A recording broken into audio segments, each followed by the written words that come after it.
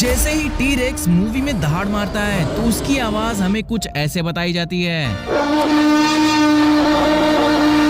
मतलब एकदम तबाही तोड़फोड़ गुस्सैल राक्षस जैसी। पर असल में रियलिटी तो कुछ और ही है, क्योंकि आज की टेक्नोलॉजी की मदद से साइंटिस्ट ने ये पता कर लिए हैं कि असली टी-रेक्स की आवाज कैसी थी। और सच कहूँ तो उनकी असली आवाज मूवीज में दिखाई गई आवाज से भी खतरनाक है।